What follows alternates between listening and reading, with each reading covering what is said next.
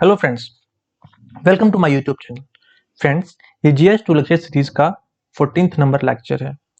आज हम लोग पार्लियामेंट के बारे में पढ़ेंगे। आशा है कि आप सब लोगों ने इससे पहले जो भी वीडियोस आए हैं उसको देख लिया होगा और उसके नोट्स भी बना लिए होंगे। अगर आपने ऐसा नहीं किया है तो जा करके पहले वो वीडियोस देखिए और उसके नोट्स बना लीजिए। साथ ही अगर ये वीडियोस आपको अच्छा लग रहा है तो इसको प्लीज़ शेयर कीजिए। जब भी क्वेश्चन पूछता हूँ तो उसको कमेंट बॉक्स में ज़रूर लिखिए और लाइक करना बिल्कुल मत भूलिए और सब्सक्राइब और बेल आइकन को दबा लीजिएगा। तो फ्रेंड्स, पार्लियामेंट पढ़ने से पहले मैं आपको एक चीज़ बता दूं कि ये जो यूनिट हम लोग पढ़ रहे हैं अभी, इस लेक्चर में मैं मेंस स्पेसिफिक बातें करूंगा। प्रीलिम्स स्पेसिफिक जो भी आते हैं वो आपको थोड़ा सा खुद से पढ़ना पड़ेगा लक्ष्मीकांत के बुक से। आप जाइए लक्ष्मीकांत का जो पार्लियामेंट चैप्टर है उसको अच्छे से पढ़िए। 28-30 पेज का वो पूरा चैप्टर है, उसको बढ़िया से पढ़िएगा, ठीक है। तो आइए सबसे पहले समझते हैं कि पार्लियामेंट का रोल क्या क्या है। तो पार्लियामेंट, आपको पता है, तीन चीजों को जोड़ देंगे तो पार्लियामेंट बन जाएगा, है ना। कौन कौन से तीन चीज? तो पहला क्या आता है? प्रेसिडेंट, लोकसभा, राज्यसभा। ये तीन चीज हैं, प्रेसिडेंट, लोकसभा और राज्यसभा, ठीक है। अब इन तीन चीजों से मिल करके क्या बनेगा? पार्लियामेंट बनेगा। तो पार्लियामेंट का रोल क्या है? देखिए, पहला रोल है मेकिंग लॉज एंड पॉलिसीज। हमारे देश में जो कानून बनते हैं, जो नीतियां बनाई जाती हैं, उसको बनाने के लिए पार्लियामेंट ही उसमें सबसे बड़ा रोल अदा करता है, ठीक है। तो पहला मेकिंग लॉज एंड पॉलिसीज। दूसरा, ensuring accountability, check and balance on the executive. Executive के ऊपर अकाउंटेबिलिटी को इंश्योर करने के लिए और एग्जीक्यूटिव के ऊपर चेक एंड बैलेंस बनाने के लिए भी ये पार्लियामेंट का एक, उसका भी मतलब पार्लियामेंट का एक रोल है। और क्या है? Bringing important issues in front of executives. Executive के सामने नए नए मुद्दे लेके आना भी पार्लियामेंट का काम है, ठीक है। और क्या है कि representing issues of people across India. और जैसे कोई एक एमपी है, वो मान लीजिए लद्दाख का एमपी है, तो लद्दाख का जो मुद्दा है वो तो सब पूरे देश के जनता को नहीं पता है ना। तो वो संसद भवन में जाकर के बोलेगा वहां के मुद्दों के बारे में, जो वहां पे जो भी कष्ट होगा उनका, उसको बताएगा यहाँ पे, तो सबके सामने वो चीज आ जाएगा, है ना। तो रिप्रेजेंट करता है वहां के इश्यूज को। कोई भी मुद्दा है, वहां का कोई इश्यू है उस किसी पर्टिकुलर एरिया का, तो उसको वो बताएगा। अब जैसे जैसे ही वो बताएगा तो इससे क्या हो जाएगा? एग्जीक्यूटिव के सामने वो चीज आ जाएगा, है ना। जो पार्लियामेंट में जो एग्जीक्यूटिव है वो भी इस चीज को समझेंगे, ठीक है। चौथा मुद्दा समझ में आ गया। पांचवा कहते हैं कि रेजिंग इश्यूज ऑफ स्टेट्स। किसी स्टेट का मुद्दा है, जैसे सपोज कीजिए अभी थोड़े दिन पहले आपने देखा होगा मणिपुर वाला मुद्दा जो है। अब मणिपुर का मुद्दा सिर्फ मणिपुर के ही एमपी लोगों ने नहीं उठाया था, और भी दूसरे दूसरे स्टेट के लोगों ने भी वो मुद्दा उठाया। बात समझ रहे हैं? तो किसी स्टेट का जो कोई इश्यू है उसको भी पार्लियामेंट में जो है वो रेज किया जाता है। तो पार्लियामेंट का एक काम ये भी है। और क्या है? Selecting president and vice president. President और वाइस प्रेसिडेंट को सेलेक्ट करना भी उनका काम है, ठीक है, रोल है। और क्या है? Passing the budget. ये तो सबको पता है, बजट कहाँ से पास होगा, बस, ठीक है। और इसमें आप जोड़ सकते हैं, क्या जोड़ सकते हैं कि इम्पीचिंग द प्रेसिडेंट, वाइस प्रेसिडेंट और जजेस। ये सब काम किसका है? पार्लियामेंट का है। तो ये ओवरऑल जो 8-9 पॉइंट है, इसको अच्छे से आप लिख करके रख लीजिए, इसको याद कर लीजिएगा, ठीक है। चलिए आगे बढ़े। आगे देखिए, आगे ये है कि what is the data related to the parliament. Data related to parliament में आपको सबसे पहले समझना क्या पड़ेगा कि देखिए कुछ नेगेटिव डेटा भी है इसमें, मैं आपको बताता हूँ। पहला क्या है कि during monsoon session of 2021 85% of time were wasted। किसमें? जैसे मतलब वेस्ट कर दिया गया उसके टाइम को। फर्स्ट 2 वीक में ही ये डेटा आया हुआ था कि 85% टाइम तो वेस्ट हो जाता है। 5 बिल जो पास हुए, सिर्फ 44 मिनट में 5 बिल को पास कर दिया गया। General insurance business amendment bill जो आया था वो 8 मिनट में ही पास हो गया, चर्चा ही नहीं हो रही है। समझ रहे मेरी बात को? जो पक्ष और विपक्ष के बीच में डिस्कशन होना चाहिए था प्रोज और कॉन्स को लेकर के, वही नहीं हो रहा, उसको स्किप कर दिया जा रहा है। तो ये गलत चीज है, ऐसा नहीं होना चाहिए। और क्या है? बजट सेशन 2022 का जो था उसमें 76% of the provisions were not discussed, मतलब 76% जो भी प्रोविजंस थे उसको डिस्कस ही नहीं किया गया। समझ रहे मेरी बात को। एक चीज और बहुत इंपॉर्टेंट है, आपको पता है पार्लियामेंट में जो सेशन चलता है उसमें 1 मिनट सेशन चलने का जो कॉस्ट है वो 2.5 लाख रुपया है। 2.5 लाख 1 मिनट के लिए, समझ रहे हैं। अब देखिए अगला क्या है कि tribunal reform bill and Aadhaar bill that passed as money bill, किसके लिए, जिससे कि राज्यसभा को बाईपास किया जा सके। अब यहाँ पे देखिए tribunal bill, tribunal reform bill और आधार बिल, इन दोनों को लिए मनी बिल बना करके उसको राज्यसभा को बाईपास करने के लिए निकाला। अब क्यों बनाया राज्यसभा को बाईपास करने के लिए, क्योंकि मनी बिल के सेंस में राज्यसभा का जो है डिस्क्रिप्शन ज्यादा नहीं होता है, ये ज्यादा से ज्यादा उसको रख सकता है 14 दिन के लिए अपने पास, लेकिन इसमें उसको अंत में तो हामी भरना ही पड़ेगा, है ना। तो इसीलिए जाकर के पढ़िएगा राज्यसभा और लोकसभा, तब आपको सारा क्लियर हो जाएगा। ठीक है, चलिए आगे बढ़ते हैं। From last 3 year we don't have deputy speaker in Lok Sabha, Lok Sabha में है ही नहीं डिप्टी स्पीकर। क्योंकि एक देखिए क्या हुआ था कि ऐसा कोई लॉ नहीं है, मतलब संवैधानिक रूप से नहीं है कि स्पीकर जो होगा वो सत्ता पक्ष का होगा और डिप्टी स्पीकर जो होगा वो विपक्ष का होगा, ऐसा नहीं है, मतलब ऐसा लॉ नहीं है। लेकिन मतलब जो पार्टी वाले लोग हैं ना उन्होंने अपने सहूलियत के लिए, अपने मतलब सुविधा के लिए ऐसा कर लिया है। जनरली ऐसा ही होता है कि जो क्या कहते हैं स्पीकर जो होता है वो जो जीती हुई सत्ता होती है, सत्ता जिनके हाथ में होती है, जीती हुई पार्टी जो होती है उनकी तरफ से बनाया जाता है, और जो डिप्टी होता है वो जनरली विपक्ष का होता है। तो अभी इस बार विपक्ष के लिए कोई है ही नहीं पिछले 3 साल से, है ना।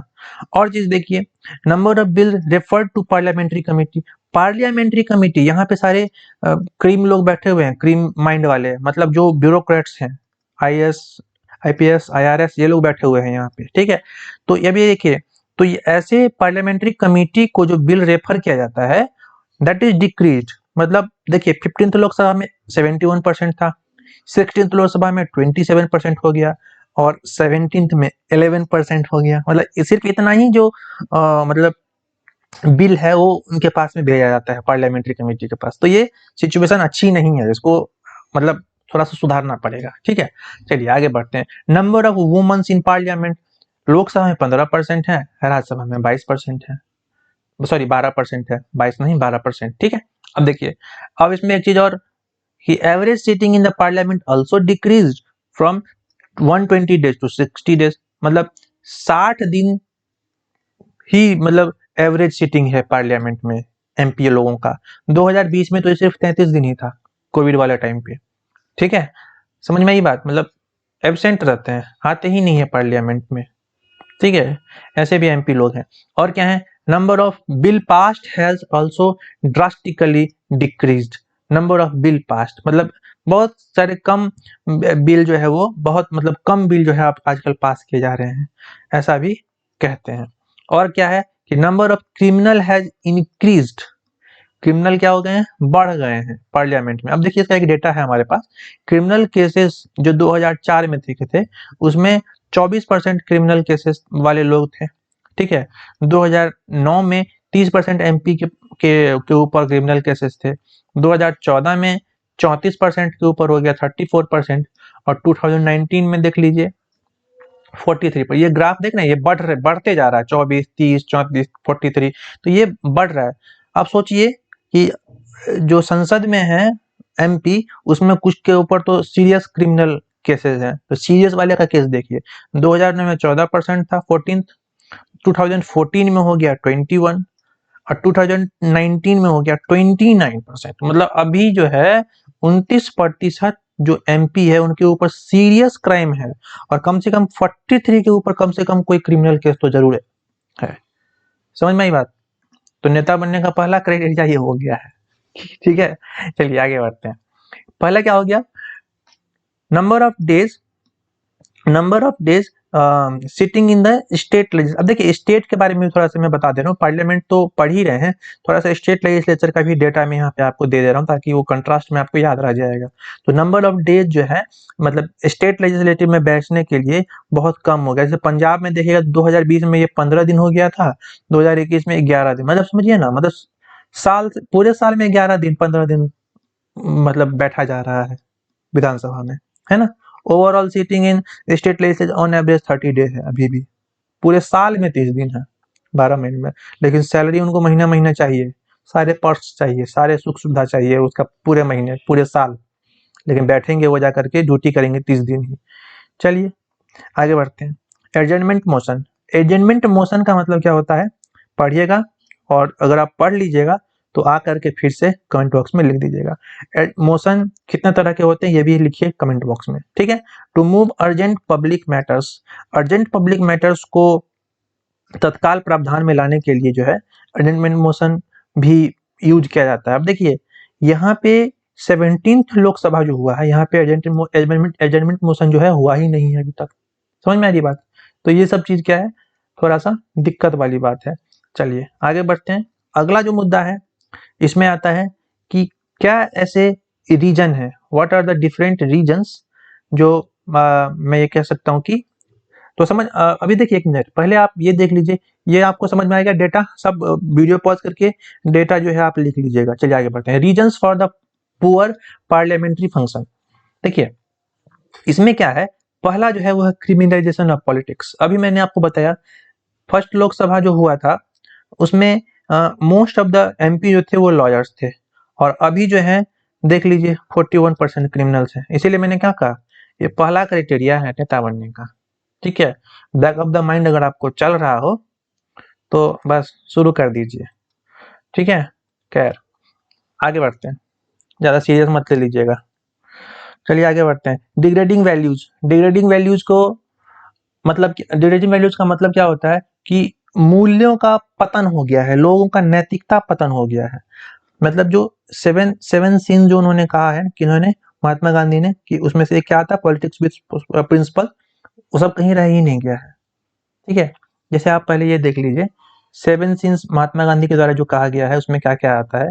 पहला आता है वेल्थ विदाउट वर्क, दूसरा आता है प्लेजर विदाउट कॉन्साइंसेस, तीसरा आता है नॉलेज विदाउट कैरेक्टर, चौथा आता है कॉमर्स विदाउट मोरालिटी, पांचवा आता है साइंस विदाउट ह्यूमैनिटी, छठा आता है रिलीजन विदाउट सेक्रीफाइस, और सातवां यानी लास्ट वाला आता है पॉलिटिक्स विदाउट प्रिंसिपल। बिना सिद्धांत के आप पॉलिटिक्स अगर कर रहे हैं तो वो सिन है, वो पाप है, ठीक है। इसको अभी मैं डिटेल से नहीं ले रहा हूं, जब हम लोग एथिक्स का लेक्चर देखेंगे वहां भी इसको सही से देख लेंगे।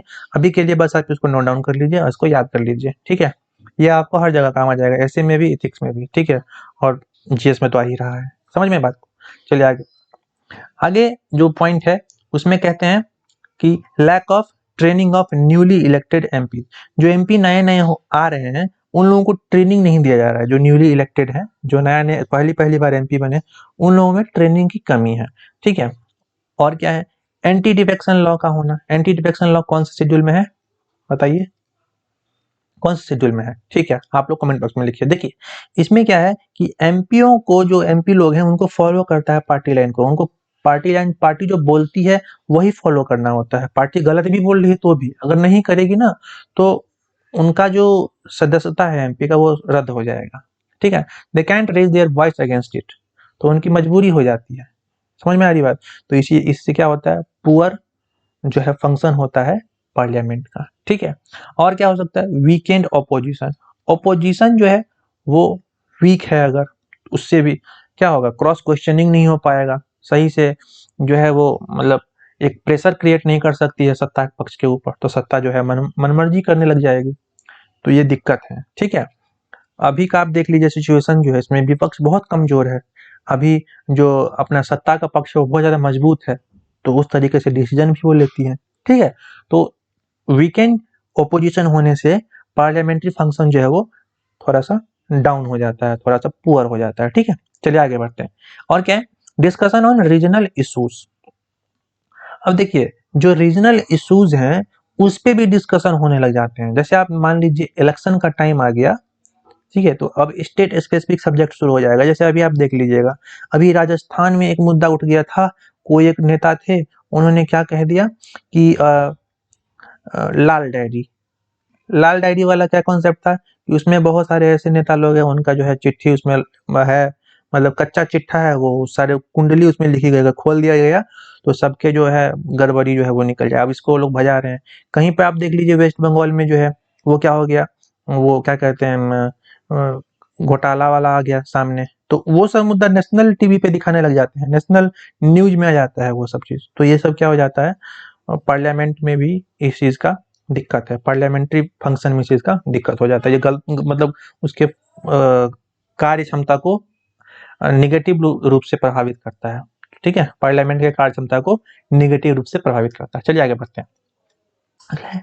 अगला क्या है, कोलिशन गवर्नमेंट। कोलिशन गवर्नमेंट का मतलब हो गया एक से ज्यादा गवर्नमेंट ने मिलकर के पार्टी बनाई हुई है, तो वहां पे एक दूसरे का मन रखने के लिए भी जो है वो मतलब क्या कहेंगे उसको, गठबंधन जो कर लिया जाता है, एक दूसरे का मन रखने के लिए सारा काम करते हैं, सही हो चाहे नहीं हो, दोनों का फायदा हो रहा है, बात ठीक है, समझ रहे हैं बात को। इससे क्या होगा, पार्लियामेंट्री फंक्शन जो है वो मतलब खराब होगा। ठीक है, और क्या है, लाइव स्ट्रीमिंग ऑफ डिबेट्स। इससे भी होता है कि कई लोग लाइमलाइट में आने के लिए कुछ भी बोल जाते हैं, है ना, तो ये भी एक चीज हो गया। और क्या लिख सकते हैं, फ्रीक्वेंट अर्जेंटमेंट, बहुत सारा केस को अर्जेंटमेंट। अभी आप हाल में देखे हुईएगा कि संसद में संसद मतलब बहस चल रही है और बीच में आकर के कोई एजिटेशन करने लग गया, कोई कोई नाराबाजी करने लग गया, अर्जेंटमेंट कर दिया गया। अभी उसके वजह से क्या होता है, उसके वजह से जो है एमपी है उसको वहां से सस्पेंड कर देते हैं। अभी थोड़े दिन के लिए बहुत सारे मेंबर को सस्पेंड कर दिया गया था, कांग्रेस के, एनसीपी के, और क्या कहते हैं वो मार्क्सवादी लोगों के, साथ में इनको भी किया गया था, आप वाले जो है एक दो उनको भी, है ना। तो क्यों होता है, क्योंकि उसके वजह से अर्जेंटमेंट करना पड़ जाता है ना, थोड़ी देर के लिए बहस को रोक दिया जाता है। तो ये क्या हो गया, प्रोसेस में बाधा हो गई, है ना, समझ रहे हैं बात को। अगला आ गया एब्सेंटिज्म ऑफ द एमपी। बहुत सारे ऐसे एमपी हैं जो एब्सेंट रहते हैं, है ना, तो ये भी एक पुअर पार्लियामेंट्री फंक्शन का ये है। ठीक है, आगे चलते हैं, पुअर इंट्रा पार्टी डेमोक्रेसी। एक पार्टी के अंदर ही डेमोक्रेसी नहीं है। ठीक है, कई सालों तक जो है कांग्रेस गवर्नमेंट में, कांग्रेस पार्टी में आप देखिएगा कि मतलब एक ही फैमिली से जो है वो आते चले जा रहे हैं। कई ऐसी पार्टी है, मैं एक ही पार्टी का नाम नहीं ले रहा हूँ, मैं बहुत सारी पार्टी है जो जहाँ पे डेमोक्रेसी सही से फॉलो नहीं हो रही है। ठीक है, तो ये चीज का देखिएगा। अब मैं अब बोल रहा हूँ आगे, अगला जो जो मुद्दा है वो क्या है कि ये जो पुअर पार्लियामेंट्री फंक्शन होता है उसका इम्पैक्ट क्या पड़ता है। देखिए, पुअर पार्लियामेंट्री फंक्शनिंग होगा तो क्या होगा, पुअर लॉज बनेंगे। पुअर लॉज बनेंगे तो डेमोक्रेसी पे लोगों का ट्रस्ट घट जाएगा, और जैसे ही डेमोक्रेसी पे लोगों का ट्रस्ट घटेगा तो क्या होगा, प्रेशर ग्रुप का राइज होगा, बहुत सारे नए नए प्रेशर ग्रुप बन जाएंगे, वोटिंग का परसेंटेज घट जाएगा। अच्छे लोग बोलेंगे कौन जाएगा वोट देने के लिए, वोट देने के लिए जाते हैं, गोलीबाजी होती है, वोट बूथ कैप्चर होता है, तो डर से भी, जान के डर से भी लोग नहीं जाएंगे। एक टाइम था इंडिया में भी ऐसा, है ना, जब लाठी डंडे और गोली के दम पे भी जो है वोटिंग करवाई जाती थी और बूथ लूटा जाता था, है ना। तो वो तो आप पढ़िएगा टीएन सेशन के बारे में। ठीक है, टीएन सेशन के बारे में, ये टीएन सेशन ने अपने यहाँ मतलब चुनाव पद्धति को इतना अच्छा बना दिया कि आज हम गर्व से कह सकते हैं कि टीएन सेशन की वजह से मतलब भारतीय चुनाव प्रणाली जो है बहुत मजबूत हुई है। इनके योगदान को कोई नहीं भूल सकता है। ठीक है, ब्यूरोक्रेट थे ये भी, ध्यान से पढ़िएगा इनके बारे में, इथिक्स में आपको बहुत काम आएगा, टीएन सेशन के बारे में पढ़िएगा। ठीक है, चलिए, जो पहचान पत्र है ना आपके पास, इलेक्शन आईडी कार्ड, इन्हीं की देन है। चलिए आगे बढ़ते हैं। अदर इम्पैक्ट्स, अदर इम्पैक्ट में क्या क्या हो सकता है, ब्रेन ड्रेन होगा, मतलब जो बेस्ट टैलेंट पॉलिटिक्स में वो आएगा ही नहीं यहाँ पे इंडिया में, चला जाएगा दूसरे कंट्री में, है ना। अभी आपने सुना होगा रघुराम राजन जो अपने यहाँ के ये थे क्या कहते हैं गवर्नर, आरबीआई के गवर्नर, उन्होंने मतलब पता है जब यहाँ से उनका रेजिग्नेशन हुआ, जब यहाँ मतलब रिटायर कर गए यहाँ से, उसके बाद वो चले गए दूसरे कंट्री में पढ़ाने के लिए, वो आते ही नहीं है यहाँ पे। ऐसे एक लोग नहीं है, ऐसे हजारों लोग हैं जो ब्रेन ड्रेन हो रहा है, मतलब ब्रेन का ड्रेन हो रहा है, सही ब्रेन जो है कहाँ पे जा रहा है, दूसरे कंट्री के पास जा रहा है। ठीक है, चले आगे। जुडिशियल एक्टिविज्म के बारे में अच्छे से बता दिया है मैंने। सरकार कुछ काम नहीं करेगी तो जुडिशरी को वो जबरदस्ती जो है फैसला लेना पड़ेगा। और क्या है, lack of accountability of executive, executive के ऊपर कोई जिम्मेवारी ही नहीं है, कोई कोई घोटाला हो जा रहा है, किसके अंदर हुआ क्या हुआ, ये अकाउंटेबिलिटी की कमी हो जाती है।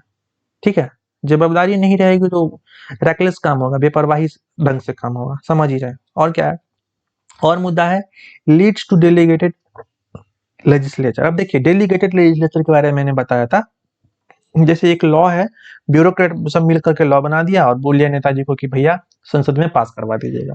तो ये जो लॉ बनाने का काम था, ये काम था असली में नेताजी का, लेकिन नेताजी ने वो काम नहीं किया। किससे करवा लिया? ब्यूरोक्रेट से करवा लिया। तो ये इस तरीके का फिनोमेना बढ़ता चला जाएगा, नेता लोग मौज में रहेगा। समझ रहे मेरी बात को? तो ये गलत इम्पैक्ट है, खराब इम्पैक्ट है पुअर पार्लियामेंट्री फंक्शन का। क्रिमिनल लोग आ रहा, वो क्या लॉ बनाएगा? तो खुद ही लॉ तोड़ता है।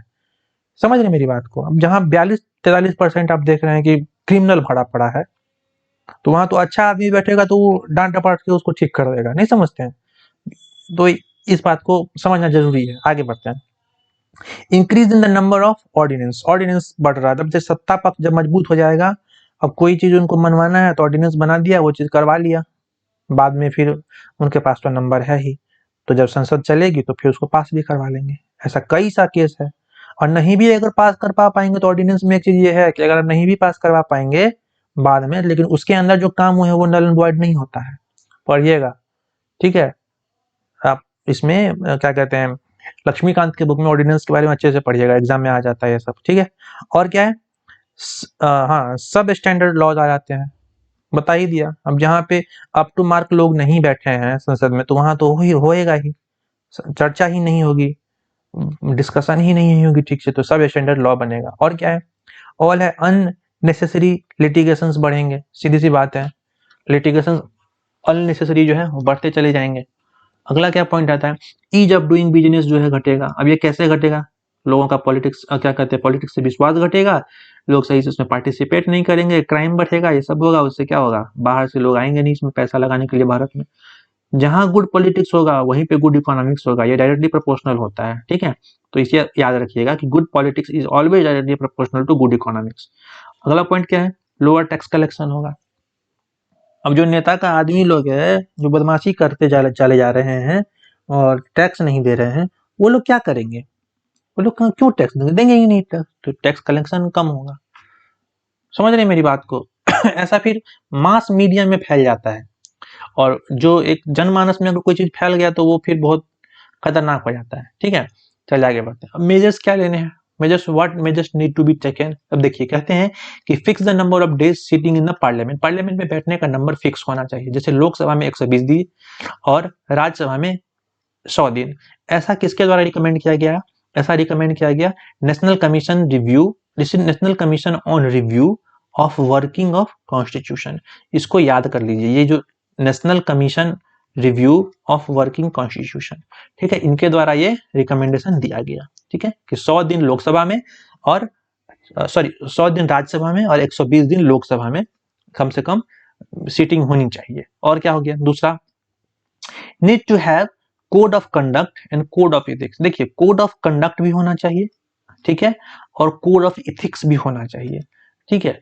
इस चीज को अगर आप नहीं समझिएगा, कोड ऑफ कंडक्ट नहीं होगा, तो फिर सही से पार्लियामेंट्री जो है वो चलेगा नहीं, सही से जो उसका जो होना चाहिए आउटपुट वो आएगा नहीं, ठीक है।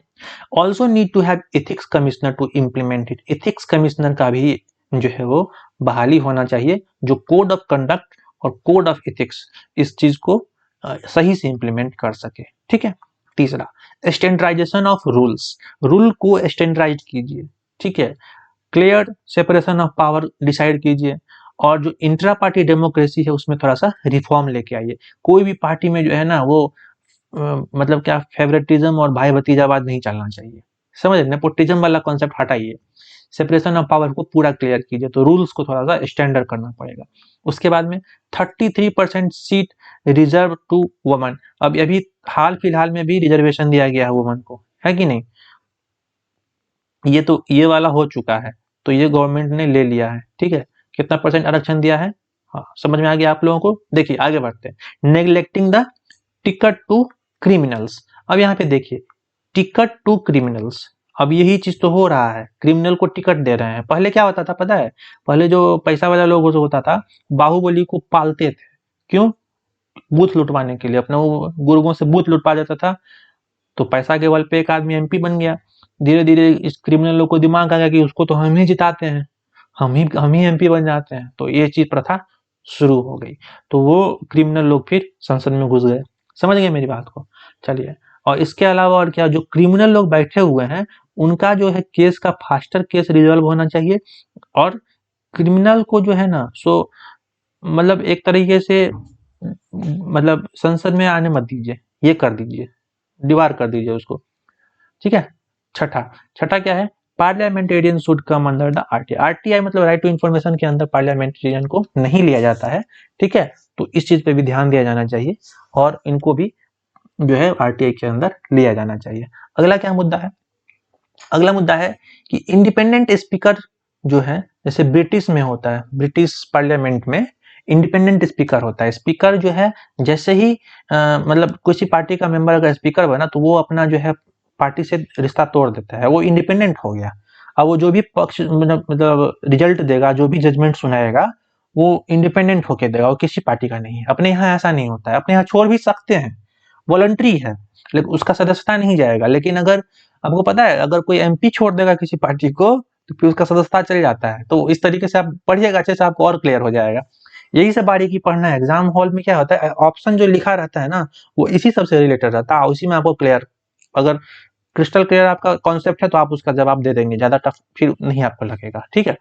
तो इंडिपेंडेंट स्पीकर होना चाहिए जो किसी भी पक्ष में, किसी के भी पक्ष में और विपक्ष में ना जाए, वो सत्य के पक्ष में हमेशा रहे, धर्म के पक्ष में रहे, ठीक है। यतः धर्मो ततः जय, यही तो है सिद्धांत अपने सुप्रीम कोर्ट का, ठीक है। तो धर्म की जय होनी चाहिए। अब चलिए आगे बढ़ते हैं, क्या है, नीड इलेक्टोरल रिफॉर्म।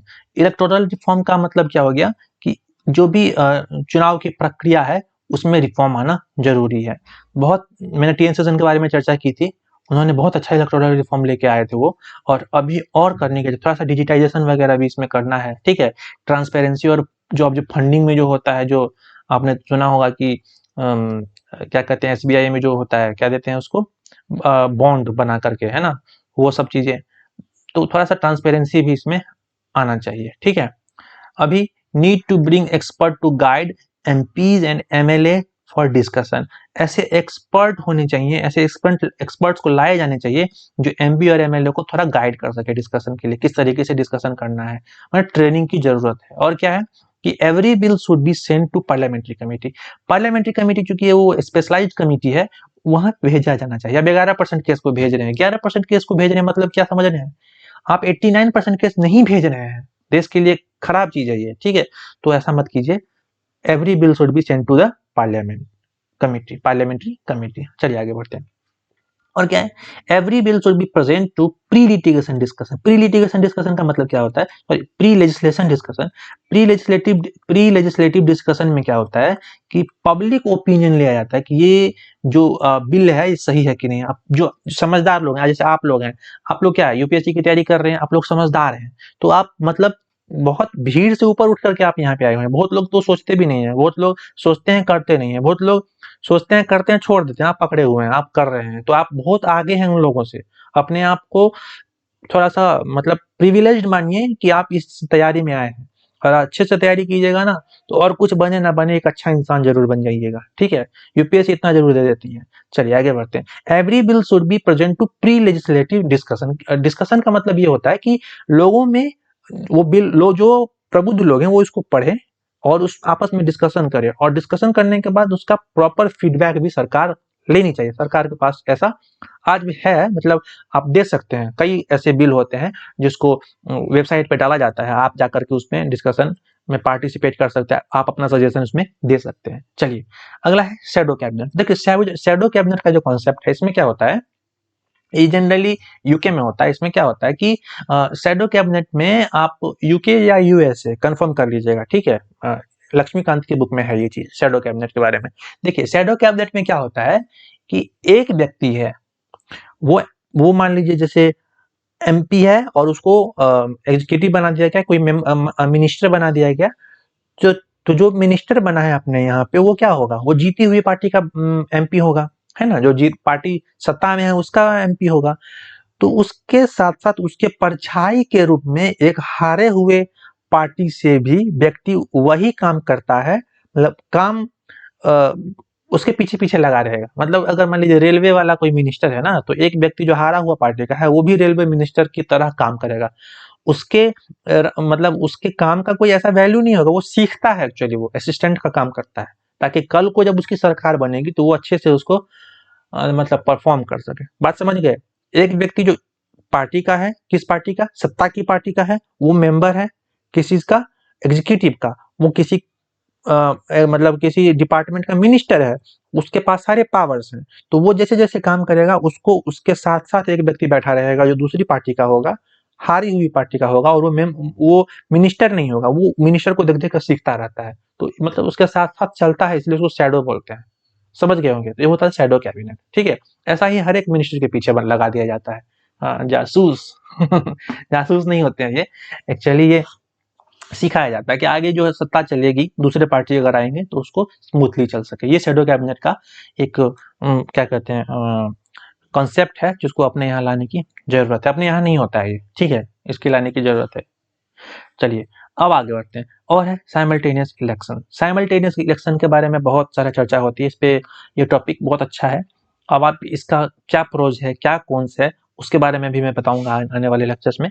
ठीक है, तो ये चीज को समझ लीजिए कि साइमल्टेनियस इलेक्शन लाइए, शैडो कैबिनेट लाइए, और जितने भी मैंने आपको बताए यहाँ पे उस सबको लाने की जरूरत है।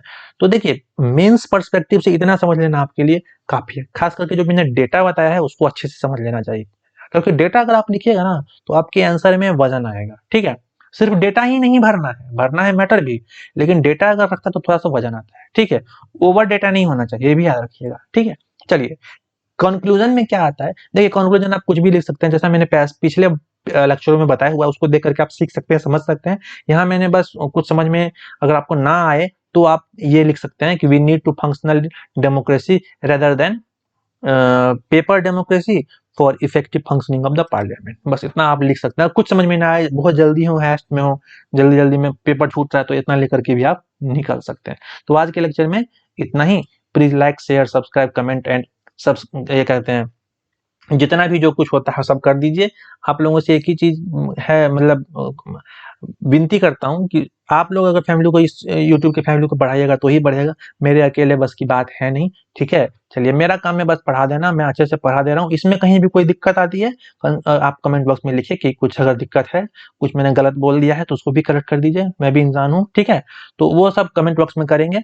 और फिर ऐसा लगा कुछ ऐसा क्वेश्चन का सीरीज आ गया आप लोगों का, तो फिर मैं स्पेशल लेक्चर एक वीडियो बना करके डाल दूंगा। ठीक है, और साथ में एक चीज मैंने और कह दिया हूँ, लिख दिया हूँ यहाँ पे कि टेलीग्राम ग्रुप बना दिए हैं, उसको जाकर के ज्वाइन कर लीजिएगा। बाकी तो सब आपको समझ में ही आ गया होगा। आज के लिए इतना ही। तो बस टेक केयर, बाय बाय, अपना बहुत ख्याल रखिएगा।